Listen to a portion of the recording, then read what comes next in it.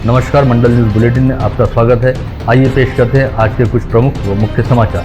अब तक यदि आपने मंडल न्यूज के इस चैनल को लाइक व सब्सक्राइब नहीं किया है तो जल्द से जल्द इस चैनल को लाइक व सब्सक्राइब जरूर कर दें।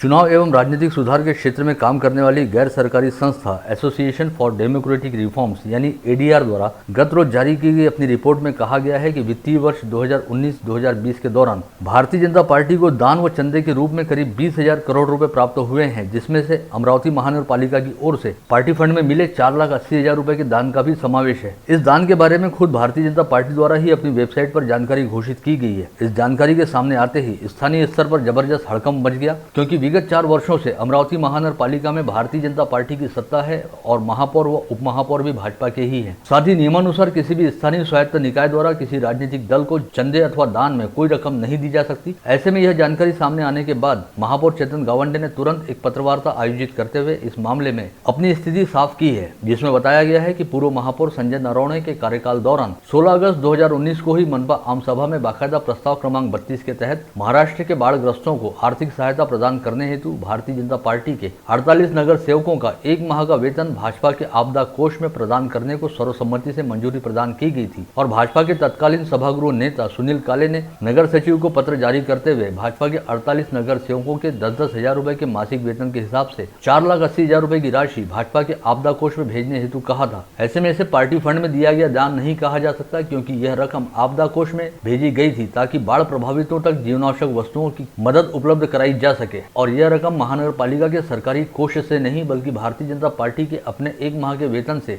देने का निर्णय लिया गया था। साथ ही इस निर्णय को खुद मनपा की आम सभा में सर्वसम्मति से मंजूरी प्रदान की गई थी, अतः इसमें नियम बाह्य कुछ भी नहीं है। एसोसिएशन फॉर डेमोक्रेटिक रिफॉर्म्स या संस्थेने सन 19-20चा आपला जो अहवाल प्रसिद्ध केला, त्यामध्ये राजकीय पक्षांनी वेगवेगळ्या दात्यांच्या माध्यमातून किती देणगी वेगवेगळ्या पक्षामध्ये दिली याचा अहवाल संपूर्ण विवेचन त्यांनी आपल्या अहवालामध्ये मांडलं आणि त्यामध्ये त्यांनी भारतीय जनता पार्टीच्या खात्यामध्ये अमरावती महानगरपालिकेने थेट मदत केली या संदर्भाचा अहवाल प्रसिद्ध केला आणि या संदर्भामध्ये वृत्तपत्रामध्ये बातमी आली की अमरावती महानगरपालिका भारतीय जनता पार्टीला थेट मदत कशी करू शकते। या अनुषंगाने काल विविध वृत्तपत्रांमध्ये बातमी आली आणि त्या बातमीच्या माध्यमातून महानगरपालिका आणि समाजामध्ये वेगवेगळ्या प्रकारचे समज गैरसमज तयार झाले। आपल्याला लक्षात असेल की कोल्हापूरमध्ये ऑगस्ट 2019मध्ये प्रचंड प्रमाणात पूर आला होता आणि त्या पुरामध्ये जीवहानी आणि वित्तहानीसुद्धा झाली होती आणि या कोल्हापूर आणि त्यांच्या परिसरामध्ये पूरग्रस्तांना मदत करण्याच्या संदर्भामध्ये महानगरपालिकेच्या भारतीय जनता पार्टीच्या नगरसेवकांनी आपलं 1 महिन्याचं मानधन त्या रिलीफ फंडमध्ये जो भारतीय जनता पार्टी आपदा कोष आहे या कोशामध्ये देण्यासंदर्भाचा सर्वसाधारण सभेमध्ये ठराव झाला होता। या ठरावाच्या अनुषंगाने तत्कालीन महापौर यांनी निर्देश देऊन जेवढे भारतीय जनता पार्टीचे नगरसेवक आहेत त्यांचा 1 महिन्याचा मानधन हा या खात्यामध्ये टाकलेला आहे। अमरावती महानगरपालिकेने कुठल्याही प्रकारची थेट मदत भारतीय जनता पार्टीच्या खात्यामध्ये टाकली नाही आहे। या संदर्भात स्पष्टीकरण देण्यासाठी आजची पत्रकार परिषद। राज्य के जिन 25 जिलों में कोविड वायरस का प्रभाव कम होने की वजह से अनलॉक की प्रक्रिया शुरू की गई है, वहां पर शालाओं में 5वीं से 8वीं की कक्षाएं शुरू करने को लेकर भी राज्य के शालेय शिक्षा विभाग द्वारा तमाम आवश्यक तैयारियां की जा रही हैं। इस बारे में राज्य की शालेय शिक्षा मंत्री वर्षा गायकवाड़ ने गत रोज ही मुख्यमंत्री उद्धव ठाकरे से मुलाकात करते हुए चर्चा की, जिसके बाद बताया गया कि निजी शालाओं की फीस में 15% कटौती किए जाने का अध्यादेश जारी करने पर राज्य सरकार द्वारा विचार किया जा रहा है। विगत करीब 15-16 दिनों से मंडल न्यूज द्वारा अमरावती शहर में व्याप्त कचरे और गंदगी की समस्या के साथ साथ साफ सफाई की अव्यवस्था को लेकर लगातार समाचारों की श्रृंखला प्रसारित की जा रही है, जिसका अब कुछ हद तक असर दिखाई देना शुरू हुआ है और शहर के कई इलाकों में साफ सफाई से संबंधित कामों ने गति पकड़ी है। ऐसे में मंडल न्यूज द्वारा अमरावती महानगर पालिका के आयुक्त प्रशांत रोड़े से इस विषय को लेकर विशेष तौर पर बातचीत की गई, जिसमें आयुक्त प्रशांत रोड़े ने कहा कि स्थानीय निकाय के तौर पर शहर को साफ सुथरा रखने के साथ ही मूलभूत सुविधाएं उपलब्ध कराना हमारी पहली जिम्मेदारियों में शामिल है, जिसके साथ किसी भी किस्म का समझौता बर्दाश्त नहीं किया जा सकता। इस काम में किसी भी किस्म की लापरवाही अथवा कोताही बरतने वालों पर प्रशासन की ओर से कड़ी दंडात्मक कार्रवाई की जाएगी। साथ ही उन्होंने यह भी कहा कि जिस तरह शहर को साफ सुथरा रखने की जिम्मेदारी प्रशासन पर है, उसी तरह शहर वासियों की भी ये जिम्मेदारी बनती है कि वे अपने घर परिसर को साफ सुथरा रखते हुए शहर को स्वच्छ रखने में प्रशासन के साथ सहयोग प्रदान करें। इसके तहत उन्हें इतना ही करना है कि वे खुले में कचरा न फेंके, बल्कि मनपा की ओर से भेजी जाने वाली कचरा संकलन गाड़ी में अपने घर अथवा दुकान का कचरा डालें। कचरा पूरा बरोबर उठा है, 210 ट्रिप रोज हो रही है, ये आपका कहना है? हो रही है जो भी रिकॉर्ड पे है उसमें ट्रिप होती है ना।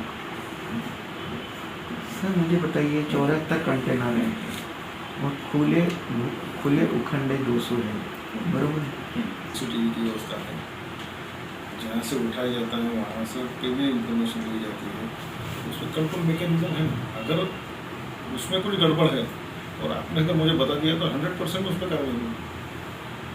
चलो आपने जैसा बोल ही दिया है कि उठ ही रहा है, तो फिर हम उसमें हम क्या उठ रहा है। अगर वो 335, 300, 350 लीटर डीजल ले रहा है सर, वो वापर है वो कैसे, वो तो मैंने क्रॉस चेक नहीं किया। तो उसमें वो कितना डीजल ले रहा है, कहाँ से ले रहा है, वो कॉर्पोरेशन नहीं देख सकता। साफ सफाई के अपन काफ़ी पैसा देते हैं, अभी जब 10-15 दिन से देख रहे हैं तो काफ़ी फॉक्सिंग कर रहे हैं, ये कर रहे हैं। आपने इसको अच्छे से नहीं, मुद्दे उसको बोली है, क्या है, ये भी कंपल्सरी मैंने किया नहीं होती थी सर। नहीं, अभी जुलाई से चालू हो गया अपना, क्योंकि फॉगिंग का ऐसा है कि बहुत ज़्यादा प्रमाण में फॉगिंग भी नहीं कर सकते। गाड़ी पे साइकिल के लिए जब अपन टेंडर देते हैं, नहीं, वो तो हमें क्रॉस चेक करने के लिए भी फिर सभी मशीन्स एक जगह पे करेक्ट करने को बोला था। वहीं बुधवार की दोपहर मनपा आयुक्त प्रशांत रोड़े द्वारा अपने कक्ष में एक समीक्षा बैठक बुलाई गई, जिसमें उन्होंने मनपा के स्वास्थ्य व स्वच्छता विभाग द्वारा जिला मलेरिया विभाग के साथ मिलकर वर्षाजन्य बीमारियों का संक्रमण रोकने हेतु तमाम आवश्यक प्रतिबंधात्मक उपाय योजनाएं किए जाने को लेकर दिशा निर्देश जारी किए। इस बैठक में आयुक्त प्रशांत रोड़े ने कहा कि संक्रामक रोगों का फैलाव रोकने हेतु प्रतिबंधात्मक उपाय करने के साथ साथ व्यापक स्तर पर जन जागृति भी की जानी चाहिए। साथ ही प्रत्येक घर में जाकर स्वास्थ्य व स्वच्छता सर्वेक्षण किया जाना चाहिए। इसके अलावा कचरा संकलन हेतु शहर के सभी प्रभागों में घूमने वाली घंटा गाड़ी के जरिए संदेश भी प्रसारित किए जाने चाहिए। कांग्रेस शहराध्यक्ष बबलू शेखावत द्वारा यहां बुलाई गई पत्रकार परिषद में कहा गया कि देश के स्वाधीनता संग्राम में शहीद हुए अनेकों हुतात्माओं को आदरांजलि और सलामी देने के साथ ही नई पीढ़ी को देशभक्ति की प्रेरणा देने हेतु आगामी 9 अगस्त को अगस्त क्रांति दिवस के उपलक्ष्य में प्रातः 9 बजे क्रांति मशाल मोर्चा निकाला जाएगा, जिसके तहत शहर के विभिन्न इलाकों से बड़ी संख्या में युवक युवती मोटरसाइकिल पर सवार होकर हाथों में राष्ट्रध्वज लिए नेहरू मैदान में एकत्रित होंगे और नेहरू मैदान से मशाल मार्च की शुरुआत होगी। इसके साथ ही अगस्त क्रांति दिवस पर कांग्रेस द्वारा निबंध स्पर्धा सहित अन्य विविध उपक्रम भी आयोजित किए जाएंगे।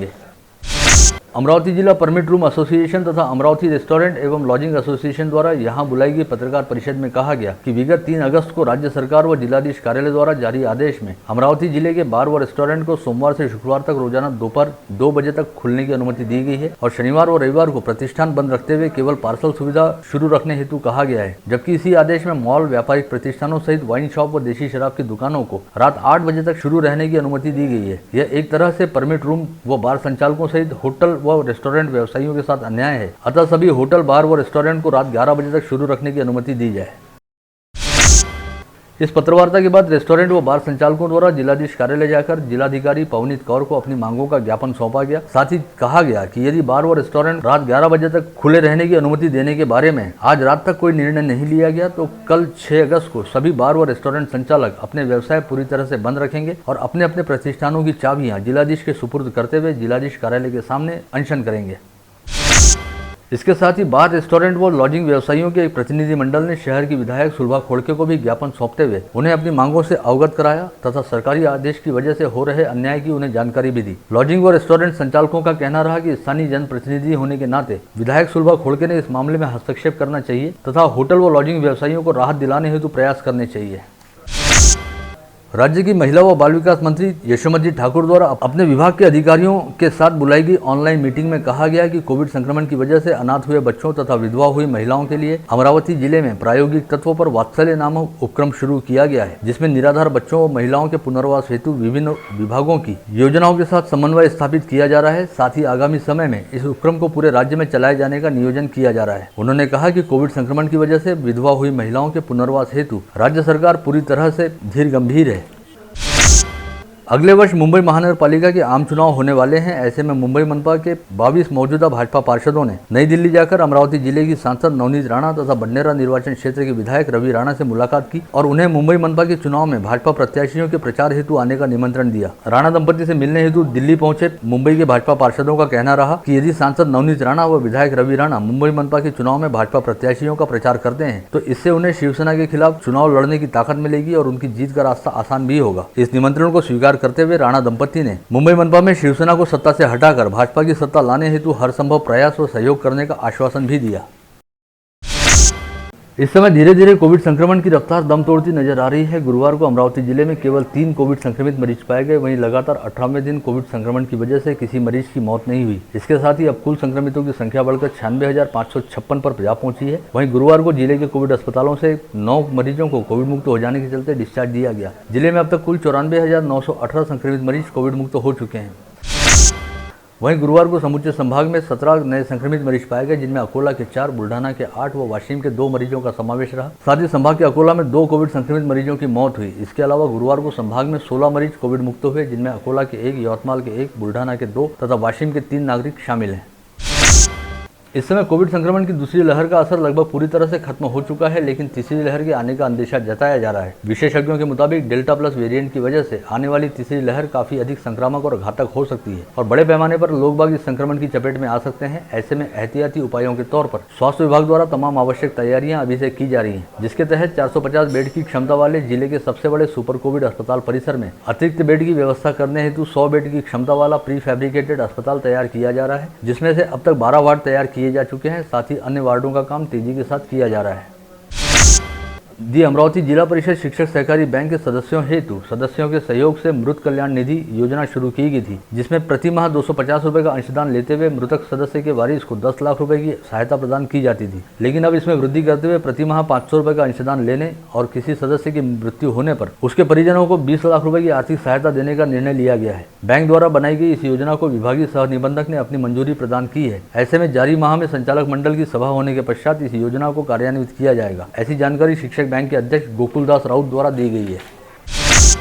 महर्षि पब्लिक स्कूल में पढ़ने वाले एक विद्यार्थी ने आरोप लगाया कि शालेय शुल्क नहीं भरने की वजह से शाला प्रबंधन द्वारा कक्षा 10वीं के सभी विषयों में उसे बेहद कम अंक दिए गए और जानबूझकर उसका नुकसान किया गया, जिसकी वजह से उसे केवल 52% अंक मिले हैं, जबकि 7वीं, 8वीं व 9वीं में उसे काफी अच्छे अंक मिले थे। यह बात पता चलते ही महाराष्ट्र नवनिर्माण सेना के शहराध्यक्ष हर्षल ठाकरे तुरंत अपने कुछ पदाधिकारियों के साथ शाला में पहुंचे और उन्होंने मुख्याध्यापिका ढोले से इस बारे में जवाब तलब किया, जिनके द्वारा टालमटोल के उत्तर दिए जाने पर तुरंत ही शिक्षाधिकारी से संपर्क साधा गया और इस शाला पर जल्द से जल्द कार्रवाई करने हेतु समिति स्थापित करने की मांग की गई।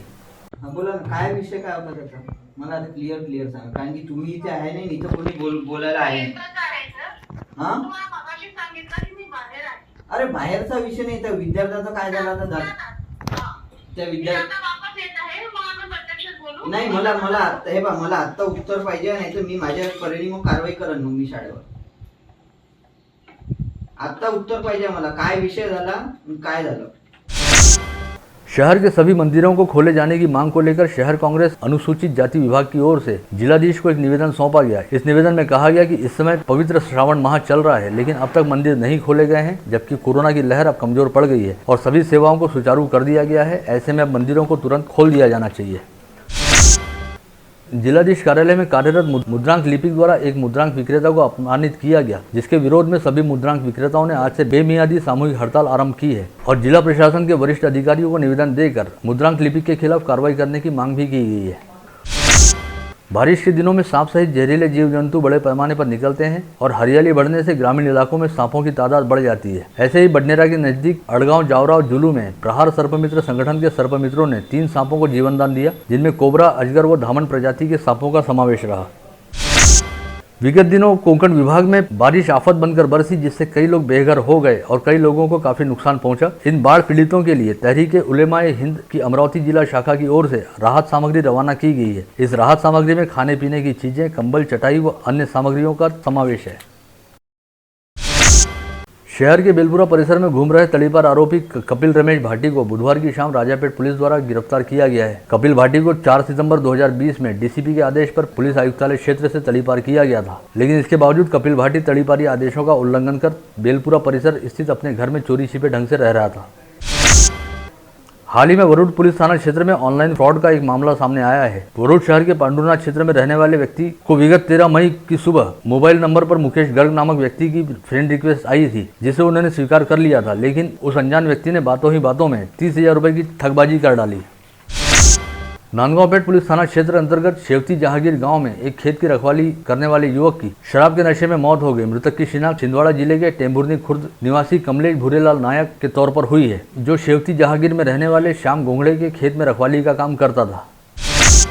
ग्रामीण अपराध शाखा पुलिस की टीम ने मोर्शी परिसर में दोपहिया चोरी की वारदात को अंजाम देने वाले चोरों का पता लगाया है और गुप्त सूचना के आधार पर तल्ली में रहने वाले राजेश भलावी व आकाश मरकाम को हिरासत में लिया है। इन दोनों आरोपियों के पास से चोरी की 9 मोटरसाइकिलें सहित कुल 2,50,000 रुपए का माल जब्त किया गया है।